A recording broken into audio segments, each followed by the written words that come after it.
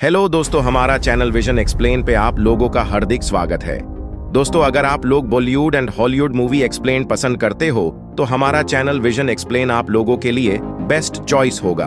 अगर हमारा movie explained आप लोगों को पसंद आती है तो हमारा चैनल विजन एक्सप्लेन को सब्सक्राइब करके बेल आइकॉन को प्रेस कर दीजिए ताकि आने वाला हर इंटरेस्टिंग मूवी एक्सप्लेन आप लोग मिस ना कर जाओ। तो चलिए दोस्तों, बिना टाइम वेस्ट करते हुए आज का मूवी एक्सप्लेन स्टार्ट करते हैं। फिल्म एक घने जंगल में खुलती है जहां एक युवा लड़की अन्ना अपने संरक्षक गेब के साथ रहती है। वह गेब को अपना पापा कहती है और बाद वाला उसकी जरूरतों का ख्याल रखता है और उसे अच्छी सेहत प्रदान करता है। गेब ने अन्ना को घर की अटारी में रखा है और कभी भी बाहरी दुनिया को तलाशने नहीं दिया। छोटी लड़की कभी अटारी से बाहर नहीं गई, सिवाय एक खिड़की के जो दुनिया के परे का झलक दिखाती है। लगभग हर रात गेब वाइल्ड लिंक्स का वर्णन करता है, डरावने प्राणी जिनके तेज दांत, लंबे नाखून और अन्ना को एक रोईदार रूप दिखाई देते हैं। उसे सुझाव देते हैं कि वह उनसे दूर रहे। ये विवरण अन्ना को डराते हैं, लेकिन बाहरी दुनिया के बारे में उसकी जिज्ञासा बढ़ती जा रही है। अन्ना को जंगली लोगों से बचाने और अटारी छोड़ने से रोकने के लिए गेब ने दरवाजे के हैंडलों को बिजली से चार्ज कर दिया। वह खुद को उसका पिता बताता है और उसकी देखभाल करता है। उसे केवल सब्जियां खिलाता है और मांस खाने से मना करता है। एक दिन अन्ना गेब को किसी और से बात करते हुए सुनकर उसकी जिज्ञासा जाग उठती है। वह दरवाजे के हैंडल को छूती है और उसे जोरदार बिजली का झटका लगता है, जिससे वह बेहोश हो जाती है। बाद में जब वह जागती है, गेब उसके पास होता है, समझाता है कि इलेक्ट्रिक जाल जंगली लोगों को बाहर रखने के लिए है। वह खुलासा करता है कि वह पृथ्वी पर अंतिम जीवित बच्चा है और उसकी रक्षा करना उसका कर्तव्य है। अन्ना उस व्यक्ति के बारे में पूछती है जिससे गेब बात कर रहा था, लेकिन वह विषय को भटका देता है और जोर देकर कहता है कि वे ही आखिरी इंसान हैं। अन्ना के जन्मदिन पर गेब उसे एक केक और एक हैमस्टर के साथ चौंका देता है जो एक साथी के रूप में आता है। ये छोटा जानवर अन्ना का सबसे करीबी दोस्त बन जाता है, लेकिन एक दिन हैमस्टर मर जाता है और गेब उसे मृत्यु की अवधारणा समझाता है, यह आश्वासन देते हुए कि हैमस्टर अब एक बेहतर स्थान पर है। जैसे जैसे अन्ना बड़ी होती है, वह जंगलों में वाइल्ड लिंक्स के बारे में दुस्वप्न देखना शुरू कर देती है। जब वह यौवन अवस्था में प्रवेश करती है और मासिक धर्म शुरू होता है, गेबे को उसके बिस्तर पर खून के धब्बे मिलते हैं। चिंतित होकर वे ल्यूप्रोलाइड देता है, एक दवा जो उसकी बढ़ोतरी को धीमा कर देती है और समय के साथ उसके स्वास्थ्य को और भी बिगाड़ देती है। इसे उसके बीमारी के इलाज के रूप में छुपा कर देती है। यह दवा कई वर्षों तक चलती है और इसके कारण अन्ना को दर्द और बेचैनी महसूस होने लगती है। बर्दाश्त नहीं कर पाने पर वह गेब से अपनी पीड़ा को समाप्त करने का अनुरोध करती है, जैसे उसके हमसटर को एक बेहतर स्थान पर भेजा गया। यह सुनकर गेब गिल्टी महसूस करने लगता है, क्योंकि वह उस छोटी लड़की को उसके जन्म से ही परेशान करता रहा है। तो वह एक बंदूक निकालता है और खुद को खत्म कर लेता है। अगले दृश्य में अन्ना एक अस्पताल में जागती है जहां उसे अजनबी चेहरे घेरे होते हैं, जिससे वह घबरा जाती है। फिर वह तुरंत अपने कमरे से भाग जाती है और पहली बार सूर्य की गर्मी का अनुभव करते हुए छत पर पहुंच जाती है। हालांकि कुछ अधिकारी उसे वापस अस्पताल के कमरे में ले आते हैं और उसे एक बिस्तर से बांध देते हैं। शेरिफ एलन उसे शांत करने में मदद करती है और उसकी असली पहचान के बारे में जानती है। डॉक्टर खुलासा करते हैं कि अन्ना को ल्यूप्रोलाइड की अधिक मात्रा दी गई है, एक दवा जो परिपक्वता में देरी करती है और विकास को रोकती है। यह सुनकर शेरिफ एलन ने अन्ना को बंधन मुक्त कर दिया और उसे अस्थायी हिरासत में ले लिया। उसे किसी भी पालक घर में भेजने के बजाय वह उसे अपने घर ले जाने का फैसला करती है, जहां वह अपने भाई रे के साथ रहती है। शेरिफ उसकी देखभाल करने के लिए सहमत होती है, जब तक कि डीएनए परीक्षण उसकी पहचान और यह पता लगाने के लिए नहीं हो जाते कि क्या गेब उसके जैविक पिता हैं। यहाँ हमें पता चलता है कि गेब मरा नहीं है, वास्तव में उसका इलाज अस्पताल के दूसरे कमरे में हो रहा है। आगे बढ़ते हुए अन्ना अपनी नई जिंदगी में समायोजित होना शुरू करती है और रे के साथ एक गहरा बंधन विकसित करती है। रे उसे प्रजनन के बारे में सिखाते हैं, क्योंकि अन्ना को पहले बच्चे कैसे बनते हैं इस बारे में गलत फहमियां थीं। जैसे ही वह किशोरावस्था में प्रवेश करती है, उसे अपनी असाधारण सुनने की क्षमता का पता चलता है और वह उत्तरी लाइट्स वाले जंगल में वाइल्ड लिंक्स के दर्शन शुरू करती है। अन्ना रे के साथ स्कूल भी जाती है, जहां उसे पहली बार अपनी उम्र की लड़कियों से मिलने का मौका मिलता है। जिज्ञासा से प्रेरित हो अन्ना नॉर्दर्न लाइट्स और वाइल्ड लिंक्स के बारे में और जानने के लिए पुस्तकालय का दौरा करती है। एलन की देखरेख में अन्ना अब प्रकृति की खोज और बाहर समय बिताने की स्वतंत्रता का आनंद लेती है। एक दिन जब वह स्कूल से वापस आ रही थी, उसने एक हिरण को देखा और उसका पीछा किया। सौभाग्य से जब अन्ना किसी शिकारी के जाल में फंसने ही वाली होती है, एक अजीब आदमी जिसने अपने पहनावे के रूप में भेड़िए की खाल पहन रखी होती है उसका रास्ता रोक लेता है। अगले दिन जंगली शिकारियों के बारे में और जानने की उत्सुकता में अन्ना पुस्तकालय जाती है। जब वह किताब के पन्नों को पलटती है तो उसे अपनी उंगलियों की नाखूनों पर काले निशान दिखाई देते हैं। रात में जब अन्ना बाथटब में होती है तो एलन डीएनए परीक्षण के परिणाम का खुलासा करती है, जो बताता है कि गेब उसका नहीं है, जैविक पिता। यह खुलासा अन्ना को असमंजस में छोड़ देता है, क्योंकि परिवार की अवधारणा उसके लिए अस्पष्ट रहती है। एक शाम अन्ना और रे छत पर साथ समय बिताते हैं। जब रे उसकी एक स्कूल असाइनमेंट में मदद करने की कोशिश करता है, अन्ना का ध्यान उत्तरी रोशनियों के विषय पर जाता है। लेटते समय अन्ना दूरी में टिमटिमाती रोशनियां देखती है, जो जेन के घर पर एक पार्टी साबित होती है। अन्ना कहती है कि जेन उसकी दोस्त है और वे दोनों पार्टी में जाने का फैसला करते हैं। यह पहली बार है जब वह एक बड़े समारोह में जा रही है। हालांकि एक ड्रिंक पीने के बाद अन्ना को चक्कर आने लगते हैं। पार्टी के दौरान रे और अन्ना एक संक्षिप्त रोमांटिक क्षण साझा करते हैं, जो उनके सहपाठी लॉरेंस का ध्यान खींचता है। दुर्भाग्य से जब अन्ना के मुंह से खून निकलना शुरू होता है, तब उनका चुंबन अचानक बाधित हो जाता है। वह बाथरूम में भागती है और पता चलता है कि उसके कुछ दांत गिर रहे हैं। घबराहट से भरी हुई और एक खिड़की से बचकर जंगल में भाग जाती है। अचानक उसे किसी जंगली द्वारा पीछे से हमला किया जाता है।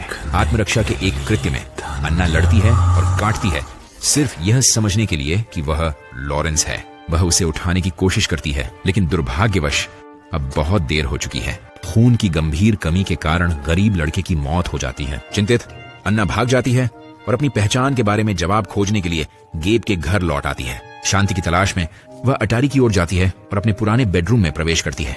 फिर वह खुद को साफ करती है और तुरंत शहर की ओर चली जाती है। जब वह घर आती है, एलन उसके ठिकाने के बारे में पूछताछ करती है, लेकिन अन्ना कुछ भी नहीं बताती और केवल चुप रहती है। ठीक है, तब अधिकारी रोजर वहां पहुंचते हैं और प्रकट करते हैं कि लॉरेंस गायब हो गया है। वह अन्ना से पूछताछ करने की कोशिश करता है कि क्या उसे इस बारे में कुछ पता है, लेकिन एलन इस विचार को खारिज कर देती है और उसे वहां से जाने के लिए कहती है। इसके बाद वे उसका सामना करती है और जानकारी निकालने के प्रयास में, लेकिन किशोरी अपने मुंह को बंद रखती है, अपने विचारों और अनुभवों को खुद तक सीमित रखती है। जैसे जैसे दिन बीतते हैं, अन्ना की चुप्पी एलन को परेशान करने लगती है, जो देखती है कि वह बात करने के बजाय अपने नाखूनों पर पेंट कर रही है। उस शाम रे कमरे में प्रवेश करता है ताकि अन्ना की परेशानी का समाधान कर सके और एलन को आश्वासन देता है कि वह इसका ख्याल रखेगा। लेकिन अपनी सर्वश्रेष्ठ कोशिशों के बावजूद अन्ना चुप रहती है। रे फिर उसके मुंह की जांच करता है और जानता है कि उसके दांत गिर रहे हैं। घबराहट में वह तुरंत बाहर जाकर एलन को सूचित करता है। अन्ना को भागने का मौका देता है। वह जंगल की ओर दौड़ती है, वही एकमात्र स्थान जहां वह सुरक्षित और शांत महसूस करती है। उसके आश्चर्य के लिए वह फिर से वुल्फमैन से मिलती है, जो उसे भूखा देखकर खाना देता है। फिर वह उसके नाखून और दांतों की जांच करता है। संदेह है कि वह एक जंगली हो सकती है, एक समूह जिसे 16 साल पहले समाप्त कर दिया गया था। वुल्फमैन भी खुलासा करती है कि उसकी मां का शरीर अब भी गुफा के अंदर मौजूद है। अपनी मां की पहचान के बारे में जानने की संभावना से उत्साहित अन्ना वुल्फमैन का अनुसरण करती है और एक पास की गुफा में पहुंचती है। अंदर वह एक खोपड़ी को देखती है जिसमें गोली का निशान है। इसे पकड़ते ही उसे गैब का एक दृश्य नजर आता है, जो उसका कथित पिता है, जिसने उसकी मां को गोली मारी। यह स्पष्ट हो जाता है कि गेब ने सफाई में भाग लिया था, पर वह बच्ची अन्ना को चोट नहीं पहुंचा सका, इसलिए उसे अपने साथ ले आया। यह जानने के बाद अन्ना सीधे अस्पताल जाती है ताकि गैब से सामना कर सके। पर दुख की बात है, वह कुछ भी नहीं कर पाती, क्योंकि गैब जाग जाता है और उसे दयनीय आंखों से देखता है। इस बीच एलन लॉरेंस की मौत के मामले की फाइल की जांच करती है और अन्ना के पुराने कमरे के एक चित्र से एक संबंध देखती है। वह भी घर लौटती है, सुरक्षा की तलाश में। पर दुर्भाग्य से जैसे ही एलन उसके नक्शिक को देखती है, वह उसे हथकड़ी लगा देती है। तब एलन खुलासा करती है कि वह गर्भवती है। लॉरेंस के मरे हुए शरीर के पास पाए गए और इसीलिए पूरा शहर उसे हत्या का दोषी मानता है। इसके बाद अन्ना को जेल भेज दिया जाता है, बावजूद उसकी याचिकाओं के कि वह निर्दोष है। जेल में रहते हुए वह आईने में देखती है और अपने दांतों को तेज होते हुए नोटिस करती है, जो उसके द्वारा पाए गए खोपड़ी के समान दिखाई देते हैं। उस रात गेब अन्ना के कक्ष में उससे मिलता है, स्वीकार करता है कि उसकी जान बख्शना उसकी सबसे बड़ी गलती थी। वह अन्ना को एक सिरिंज देता है, उसे खुद को इंजेक्ट करने का आग्रह करता है ताकि उसे बेहतर जीवन का मौका मिल सके। हालांकि अन्ना अपनी पहचान को एक वाइल्डलिंग के रूप में अपनाते हुए इंजेक्शन को मना कर देती है। गेब भावुक हो जाता है जब वह उसे सेल में छोड़कर चला जाता है।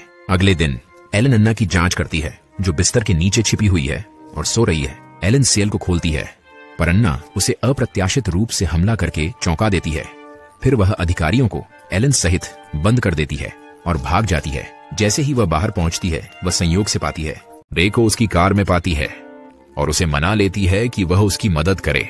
वह चाहती है कि वह उसे उत्तरी लाइट्स तक ड्राइव करे, जहां वह पैदा हुई थी। रास्ते में अन्ना यह भी खुलासा करती है कि वह एक वाइल्डलिंग है। बाद में रे कार को जंगल के बीच में रोक देता है और अन्ना अकेले अपनी यात्रा जारी रखने का निर्णय लेती है। लेकिन रे उसकी भलाई के लिए चिंतित है, इसलिए वह उसका पीछा करना शुरू कर देता है। अंधेरे में अन्ना पास की झील में तैरने जाती है और पूरी तरह भीग जाती है। उसे लगता है कि वह ठंड से बीमार पड़ सकती है, इसलिए रे उसके कपड़े सुखाने के लिए एक अलाव जला देता है। जैसे ही अन्ना अपने कपड़े उतारती है, रे उसकी पीठ पर बाल उगते देखकर चौंक जाता है। हालांकि अन्ना उसे आश्वासन देती है कि वह सुरक्षित है और उसे नुकसान नहीं पहुंचाएगी। फिर दृश्य रोजर और गेब के पास चला जाता है, जो अन्ना के भाग जाने की बात कर रहे हैं। काफी सोच विचार के बाद वे अन्ना को पकड़ने के लिए शिकारियों का एक समूह आयोजित करने का फैसला करते हैं। अगले दृश्य में हम अन्ना और रे को जंगल में भागते हुए देखते हैं। वे खोजी कुत्तों द्वारा पीछा किया जा रहे हैं। दुर्भाग्य से शिकारी भी उसी समय पहुंचते हैं और रे को कंधे में गोली मार देते हैं। जैसे ही वे भागने का रास्ता खोजने की कोशिश करते हैं, अन्ना रे को एक चट्टान पर ले जाती है। उसे बचाने का निश्चय कर वह उसे पानी में धकेल देती है और फिर पकड़े जाने से बचने के लिए खुद भी पानी में कूद जाती है। इसके बाद अन्ना शिकारियों को एक अलग दिशा में ले जाती है, जबकि रे से विपरीत दिशा में दौड़ने के लिए कहती है। फिर अन्ना उसी गुफा में सीधे चली जाती है जहां उसने अपनी मां के अवशेष पाए थे। अगला रे अपनी बहन से मिलता है और उसे बताता है कि अन्ना अब उसके साथ नहीं है। अन्ना अब अकेली है, बचने के लिए हताश उपायों का सहारा ले रही है। जंगल में अपने अस्तित्व के पहले कुछ दिनों के दौरान अन्ना एक परिवर्तन से गुजरती है और एक वाइल्डलिंग में बदल जाती है। शिकारियों से खुद को छिपाए रखने के लिए वह छलावरण के लिए अपने चेहरे और शरीर को मिट्टी से ढक लेती है। एक सुबह अपने रोज के स्कूल जाने की चाल में रे देखता है कि रोजर गैस से गैलन भर रहा है। रे को शक होता है कि वे अन्ना का शिकार करके उसे मारने की योजना बना रहे हैं, इसलिए वह जल्दी से एलन को फोन करके इसके बारे में बताता है। जंगल में अन्ना एक शिकारी को मारकर भाग जाती है और जैसे ही समूह शव के पास इकट्ठा होता है, वह भाग जाती है। अन्ना अब एक पूर्ण जंगली में बदल चुकी है और वह पलक झपकते ही लोगों का शिकार कर सकती है। इस बीच एलन वन में परेशान किशोरी को बचाने पहुंचती है। वह मरे हुए शरीरों को चारों ओर देखकर डर जाती है और मामले को और भी बदतर बनाते हुए रोजर उसे बंदूक की नोक पर रखकर कहता है कि वह मामले से दूर रहे। लेकिन तभी एन वहां पहुंचती है और रोजर को मार डालती है। वह एलन को अपना गर्भवती पेट दिखाकर खुद को प्रकट करती है, फिर भाग जाती है। अगले दृश्य में शिकारी जंगल में आग लगा देते हैं, जिससे अन्ना का गुस्सा और भी बढ़ जाता है। वह अपने घर को आग में घिरा देखती है और महसूस करती है कि वह अकेली नहीं है। वह है कि उसे गर्मी से बचने का कोई तरीका खोजना होगा। अपनी गर्भावस्था के कारण ताकत में सीमित होने के बावजूद अन्ना शरण पाने के लिए इधर उधर भागती है। आखिरकार वह एक परिचित गुफा में पहुंच जाती है, जैसे वह पहले पाई गई थी। उसकी निराशा में गेब उसे ढूंढ लेता है और एक शांति कारक से उसे बेहोश कर देता है। गोली लगने से अन्ना कमजोर पड़ जाती है, जिससे वह फर्श पर गिर जाती है।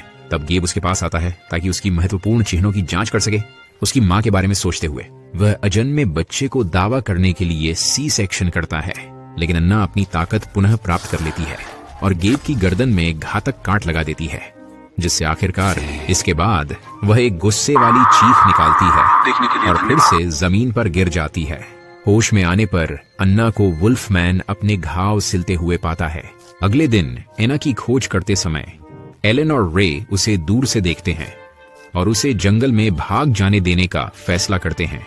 उनमें से कुछ को लगता है कि उसे जाने देना उसके लिए सबसे अच्छी बात होगी। अंततः अन्ना उत्तरी लाइट्स तक पहुंचती है, जो उसका अंतिम लक्ष्य है। अपने नवजात शिशु को हाथ में लेकर वह सुंदर आकाश को देखती है।